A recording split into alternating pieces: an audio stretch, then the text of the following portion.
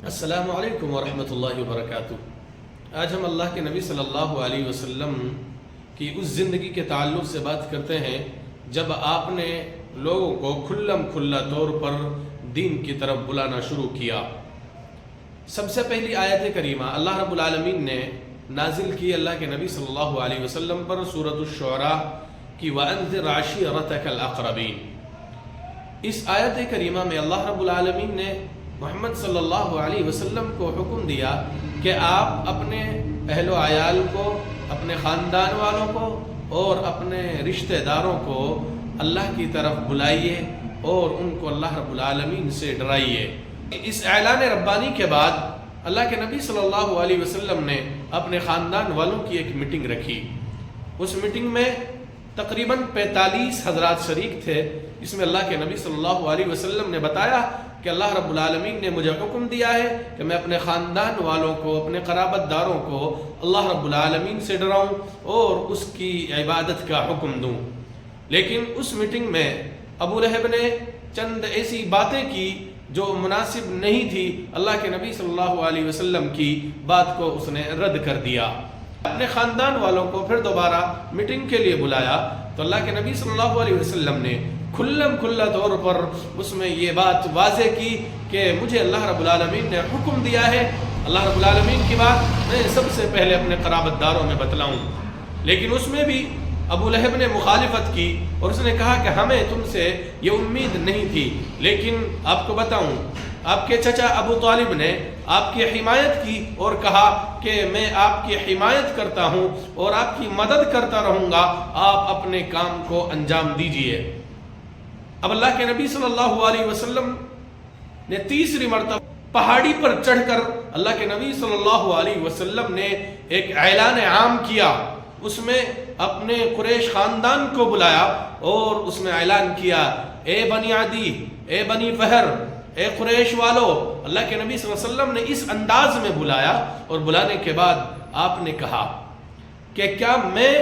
تمہیں اگر یہ بات کہوں کہ اس پہاڑ کے پیچھے ایک فوج ہے، بہت بڑی فوج ہے جو تم پر حملہ آور ہونا چاہتی ہے اور وہ تم کو نوچ کر کھانا چاہتی ہے، کیا تم میری اس بات کو قبول کرو گے یا نہیں؟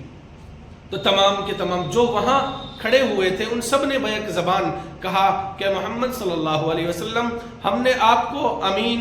صادق اور سچا مانا ہے تو ہم یہ بات بھی آپ کی سچی مانیں گے۔ تو وہاں اللہ کے نبی نے وہاں کہا کہ اگر تم میری بات کو سچی مانتے ہو تو سنو، مجھے اللہ رب العالمین نے نبی بنایا ہے اور مجھے حکم دیا ہے کہ تم اپنے آپ کو جہنم سے بچا لو اور جنت میں اپنے آپ کو داخل کر لو۔ اس کے لیے اللہ کے نبی صلی اللہ علیہ وسلم نے کہا کہ تمہاری کامیابی اس چیز پر ہے کہ قولوا لا الہ الا اللہ تفلحوا ولا تملک العرب والعجم، تم اللہ کا نام لے لو، اللہ رب العالمین کو معبود حقیقی بنا لو، تم عرب و عجم کے مالک بن جاؤ گے۔ لیکن وہاں بھی آپ کی مخالفت آپ کے چچا ابو لہب نے کی۔ ابو لہب نے آپ کے لیے وہ الفاظ استعمال کیے جس کی قرآن میں بعد میں اللہ رب العالمین نے آیت کریمہ سورت نازل فرمائی ابو لہب کے نام سے، اعوذ باللہ من الشیطان الرجیم، بسم اللہ الرحمن الرحیم، تبت یدا ابی لہب وتب ما اغنی عنہ مالہ وما کسب۔ یہ مکمل صورت ہے جو ابو لہب کے تعلق سے بیان کی گئی ہے۔ اللہ کے نبی صلی اللہ علیہ وسلم نے اب حق کا اعلان شروع کر دیا اور اب کافرین کا رد عمل شروع ہونے لگا۔ لیکن جب انہوں نے سوچ لیا کہ اب اللہ کے نبی صلی اللہ علیہ وسلم پر ہماری بات نہیں بن پا رہی ہے تو وہ فوراً حضرت ابو طالب کے پاس، جو اللہ کے نبی صلی اللہ علیہ وسلم کے حمایتی چچا تھے، ان کے پاس جاتے ہیں اور کہتے ہیں کہ آپ اپنے بھتیجے کو منع کر دیجئے کہ وہ ہمارے باپ داداؤں کو تو برا بھلا کہتا ہے، ہمارے ان بتوں کی توہین کرتا ہے اور ہماری بھی توہین کرتا ہے۔ بہرحال اللہ کے نبی صلی اللہ علیہ وسلم کے تعلق سے انہوں نے بہت ساری باتیں بیان کی، لیکن ابو طالب نے ان سے چند باتیں نرم انداز میں کی اور ان کے لیے ایک دلاسا دلایا کہ ٹھیک ہے میں بات کرتا ہوں، لیکن پھر وہ چلے جاتے ہیں۔ اللہ کے نبی صلی اللہ علیہ وسلم سے کہہ دیا کہ میرے بھتیجے میں تمہارے ساتھ ہوں، میں تمہارا حامی ہوں، تم اپنے کام کو انجام دیتے رہو۔ کے سامنے ایک بڑی چیز آ رہی تھی، وہ تھی حج کا موسم۔ حج کے موسم میں پوری دنیا سے لوگ آتے تھے اور حج کیا کرتے تھے، اور مکۃ المکرمہ کیونکہ پہلے ہی سے مرکز چلا آیا تھا، تو ان کے سامنے بڑی پریشانی یہ آئی کہ اب کس طریقے سے حضرت محمد مصطفیٰ صلی اللہ علیہ وسلم کی باتوں کو روکا جائے تاکہ ان لوگوں کے درمیان میں وہ باتیں نہ پہنچ پائیں۔ سب سے پہلی محاذ آرائی کی جو کوشش تھی وہ یہ تھی کہ انہوں نے میٹنگ کی کہ لوگوں کے درمیان میں یہ بات پھیلائی جائے کہ اللہ کے نبی صلی اللہ علیہ وسلم یہ شخص جو بات بتاتا ہے اس کی باتوں سے خاندان میں اور میاں بیوی میں، بھائی بہن میں اور بھائیوں میں آپس میں تفریق ہو جاتی ہے، اختلاف ہو جاتا ہے، نفرتیں ہو جاتی ہیں، یہ چیزیں عام کی جائیں۔ تو انہوں نے یہ کام انجام دیا۔ محاذ آرائی کی دوسری صورت یہ رہی کہ اللہ کے نبی صلی اللہ علیہ وسلم کی تعلیمات اور آپ کی شخصیت کے تعلق سے انہوں نے واہیات باتیں کہی، اتنی گندی اور بری باتیں لوگوں کے درمیان میں عام کی جو نہیں ہونی چاہیے تھی۔ تیسری محاذ آرائی کی صورت یہ تھی کہ اللہ کے نبی صلی اللہ علیہ وسلم پر جو کلام نازل ہوتا تھا اس کلام کے تعلق سے انہوں نے یہ عام کرنا شروع کر دیا کہ یہ جو محمد صلی اللہ علیہ وسلم بیان کرتے ہیں یہ واقعات ہیں، یہ افسانے ہیں، ان کا مذہب سے کوئی تعلق نہیں ہے، ان میں ہمارے بتوں کی برائیاں بیان کی جاتی ہیں، اور اس کے علاوہ بہت ساری باتیں انہوں نے پیش کی۔ چوتھی محاذ آرائی کی صورت تھی وہ یہ تھی کہ اللہ کے نبی صلی اللہ علیہ وسلم کے پاس کچھ مکہ والے آتے ہیں۔ ایک مرتبہ اللہ کے نبی صلی اللہ علیہ وسلم طواف کر رہے تھے، اسی موقع پر کچھ بڑی بڑی ہستیاں آتی ہیں۔ جو چوتھی محاذ آرائی کی جو صورت تھی وہ یہ تھی کہ اللہ کے نبی صلی اللہ علیہ وسلم کے پاس ایک مرتبہ آپ خانہ کعبہ میں طواف کر رہے تھے، تو اسی موقع پر چند بڑے بڑے اشخاص مکہ والے وہ آتے ہیں، اور انہوں نے کہا، جن میں سے اسود بن مطلب، عاص بن وائل اور ولید بن مغیرہ، یہ چند حضرات تھے، یہ اللہ کے نبی کے پاس آئے اور انہوں نے کہا کہ اے محمد صلی اللہ علیہ وسلم، آپ ایسا کیجئے، چند باتیں آپ ہماری چھوڑیے اور چند باتیں ہم آپ کی چھوڑتے ہیں، اور ہم آپ کے پیچھے نہیں لگیں گے۔ اللہ کے نبی صلی اللہ علیہ وسلم نے فرمایا وَدُّوا لَوْ تُدْهِنُ فَيُدْهِنُونَ، اللہ رب العالمین نے قرآن میں نازل فرما دیا تھا۔ تو اللہ کے نبی صلی اللہ علیہ وسلم نے واضح اور کھلے انداز میں ان سے کہا، جب انہوں نے اللہ کے نبی کے لیے الفاظ کہا تو اللہ رب العالمین نے آسمان سے آیت کریمہ سورۃ الکافرون کے نام سے نازل فرمائی، بسم اللہ الرحمن الرحیم، قل یا ایھا الکافرون لا اعبد ما تعبدون ولا انتم عابدون ما اعبد۔ یہ مکمل صورت ہے الی آخر الآیہ کہ اللہ کے نبی صلی اللہ علیہ وسلم کو اس میں متنبہ کیا گیا کہ ان لوگوں کو بتا دیجئے کہ نہ میں تمہارے معبودوں کی بات کروں گا اور نہ تم میرے معبودوں کی بات کرو اگر یہ شرط ہے۔ شرط یہ ہے کہ آپ پہلے ایمان لے کر آ جائیے، اور تو ایمان لانے کے بعد میں آپ کسی بت، کسی چیز کو آپ نہیں پوچھ سکتے، یہ شرط ہے ایمان کی۔ اگر آپ نے ایمان کے ساتھ میں کسی بھی غیر کی طرف سجدہ کیا، اس کو اپنا معبود تسلیم کیا، تصور کیا، تو یقیناً آپ دین محمدی میں نہیں رہ سکتے، آپ کا خروج وہاں سے ہو جاتا ہے، نکل جاتے ہیں آپ دین محمدی سے۔ دین محمدی میں ڈٹنے کے لیے ضروری ہے کہ آپ اسی ایک اللہ کی عبادت کریں گے اور اللہ رب العالمین کو مانیں گے، جو اس کے ارکان ہیں ان کو آپ ادا کریں گے۔ یہ چوتھی محاذ آرائی کی صورت تھی جو انہوں نے اللہ کے نبی کے خلاف بھڑکائی۔ بعد میں اب میں آپ کو اللہ کے نبی صلی اللہ علیہ وسلم اور آپ کے ساتھیوں کے ساتھ ظلم کے تعلق سے چند باتیں عرض کرتا ہوں۔ جب یہ چاروں کے چاروں تدبیریں ان کی ناکام اور فیل ہو جاتی ہیں، 25 حضرات کی ایک کمیٹی بنائی، ایک میٹنگ کی جس میں 25 حضرات کے ایک کمیٹی بنائی کہ مسلمانوں کو تکلیف دی جائے، مسلمانوں کو ستایا جائے، اور جو بھی مسلمان ہوں ان کے ساتھ ظلم و زیادتی کی جائے اور ان کے ساتھ کسی بھی طریقے کا بہتر رویہ نہ رکھا جائے۔ اس کا سب سے پہلا واقعہ آپ کو میں بتاتا ہوں۔ اللہ کے نبی صلی اللہ علیہ وسلم کی 2 صاحبزادیاں، حضرت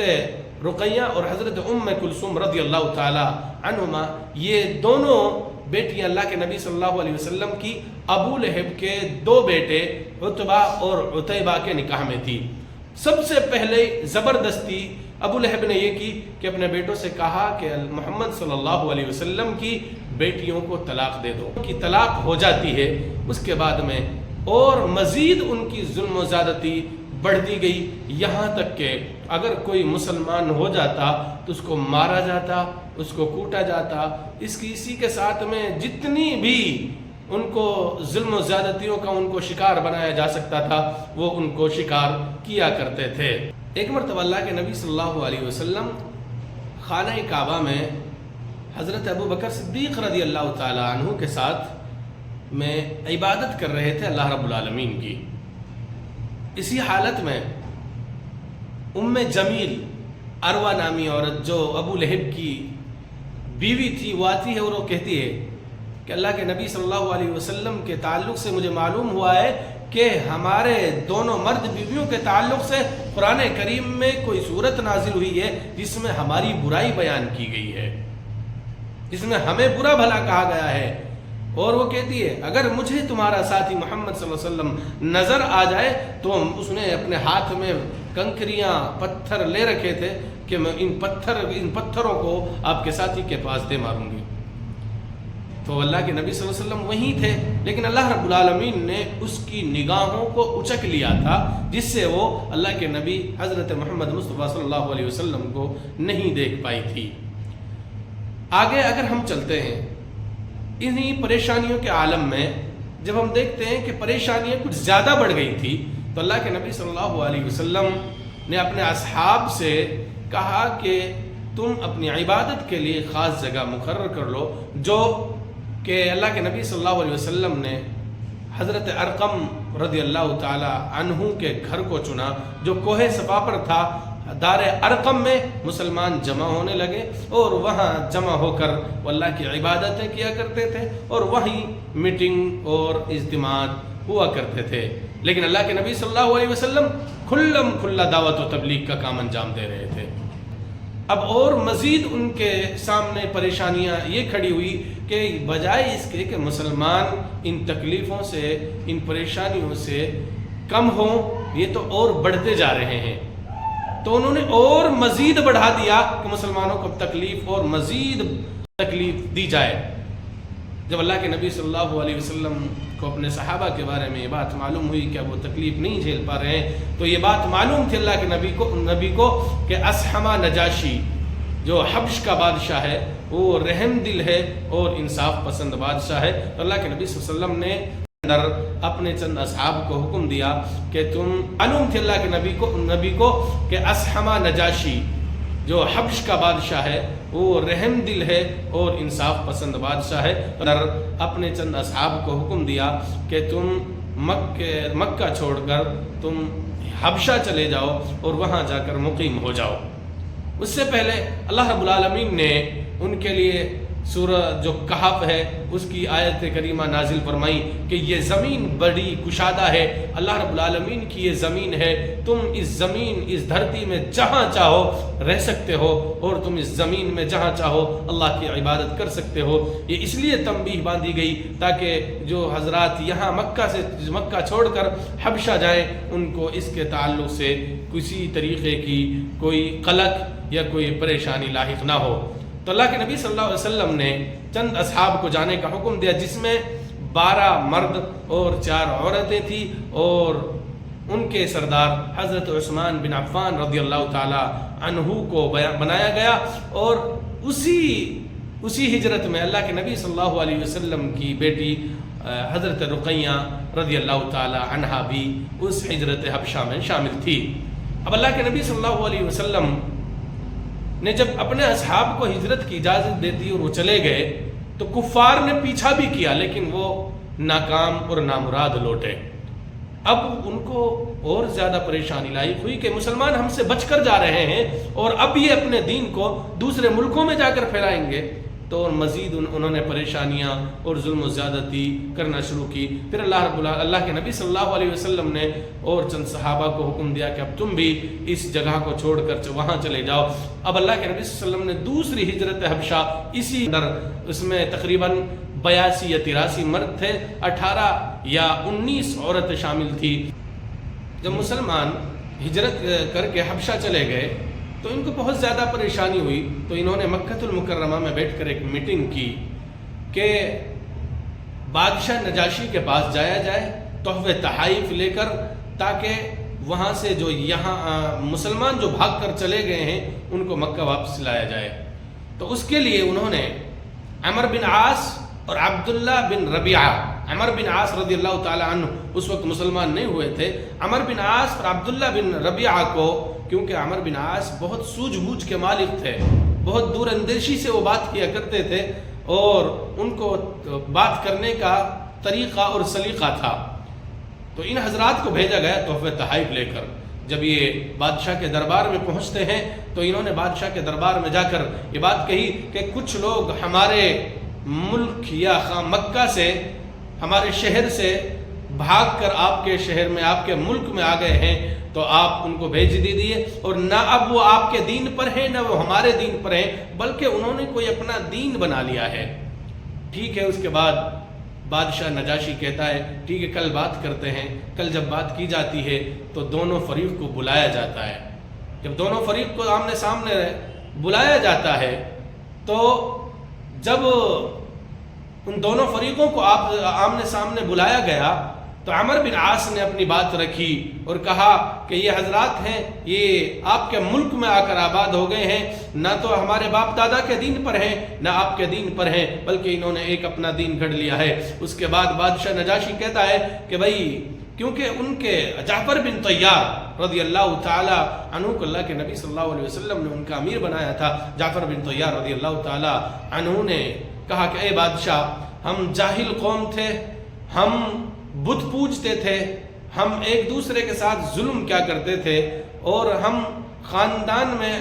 ایک دوسرے کے ساتھ ظلم کیا کرتے تھے، پڑوسیوں کے حقوق کھا جایا کرتے تھے، ہم ایک دوسرے کی گردن مار دیا کرتے تھے، ہم یتیموں کا مال کھا جاتے تھے۔ ہم اسی حالت پر تھے کہ اللہ رب العالمین نے ہم ہی میں سے ایک کو رسول اور نبی بنا کر بھیجا، جس کی دیانت داری، جس کی امانت، جس کی صداقت، جس کے حسب و نسب، جس کے رہن سہن، جس کے ہر چیز سے ہم واقف تھے، لیکن یہ مکہ والے یہ ہمارے جانی دشمن بن گئے۔ اس نے ہمیں اللہ کی طرف بلایا، اس نے ہمیں اللہ کی عبادت کرنے کا حکم دیا، ان بتوں کی عبادت سے ہمیں رکنے کا حکم دیا، اور ہمیں بت پوجنے سے روکا، اور ہمیں حکم دیا کہ تم مجھے نبی اور رسول مانو۔ العالمین نے ہمیں توفیق دی اور ہم اسلام لے کر آئے۔ اس کے بعد یہ مکہ والے ہماری جان کے دشمن ہو گئے، ہم پر ظلم و زیادتیاں شروع کر دی۔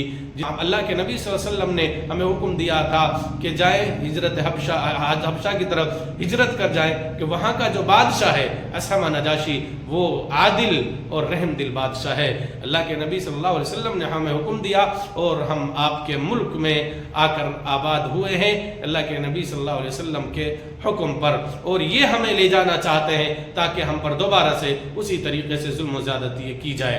اس کے بعد بادشاہ نجاشی نے ان سے کہا کہ جاؤ، تم یہاں سے نکل جاؤ، میں تمہیں بالکل انہیں لے جانے کی اجازت نہیں دیتا، میں تمہیں تمہارے ساتھ ان کو نہیں بھیج سکتا۔ عمر بن عاص کہتا ہے کہ کل کوئی دوسری بات لے کر آؤں گا۔ کل پھر دوبارہ سے مجلس لگتی ہے، پھر عمر بن عاص رضی اللہ تعالیٰ عنہ کہتے ہیں اے بادشاہ نجاشی، یہ آپ کے دین پر بھی نہیں ہے، یہ حضرت مریم علیہ السلام کے تعلق سے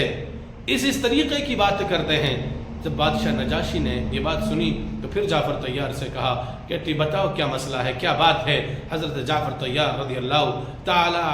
عنہ نے حضرت جعفر طیار رضی اللہ تعالی عنہ نے یہ بات بیان کی اور کہا کہ ہمارا نظریہ یہی ہے کہ اللہ رب العالمین نے حضرت مریم علیہ السلام کے بطن میں حضرت جبرائیل کے ذریعے سے روح پھونکی تھی، جس کے بعد حضرت عیسیٰ علیہ السلام کو اللہ رب العالمین نے دنیا میں نبی اور رسول بنا کر بھیجا تھا۔ اور حضرت جعفر طیار نے حبشہ کے دربار میں بادشاہ اصحمہ نجاشی کو قرآن کریم کی چند آیات کریمہ سنائی، جس کا مطالبہ خود اصحمہ نجاشی نے کہا، وہ تھی سورہ مریم کی آیات کریمہ۔ جس کے بعد اصحمہ نجاشی اتنا رویا کہ اس کی داڑھی آنسوؤں سے تر ہو گئی، اور جو اس کے ساتھی کھڑے ہوئے تھے وہ سارے کے سارے ان آیات کریمہ کو سن کر رونے لگے۔ اور اس کے بعد حضرت بادشاہ اصحمہ نجاشی نے کہا، اور میں حکم دیتا ہوں کہ اگر کسی نے بھی ان کو میرے ملک میں ستایا، کسی نے ان کے خلاف کوئی بات کی، کسی نے ان کو گالی دی، تو یقیناً میں اس پر تاوان لگا دوں گا۔ اور کہا حضرت جعفر طیار رضی اللہ تعالیٰ عنہ سے کہ تم کہیں بھی پورے میرے ملک میں رہ سکتے ہو، تجارت کر سکتے ہو، گھوم سکتے ہو، جہاں تم چاہو آباد ہو سکتے ہو۔ انشاءاللہ آنے والے درس میں اس کے بعد کیا معاملات مسلمانوں کے ساتھ میں رونما ہوئے، یہ انشاءاللہ اگلے درس میں بیان کیا جائے گا۔ والسلام علیکم ورحمۃ اللہ وبرکاتہ۔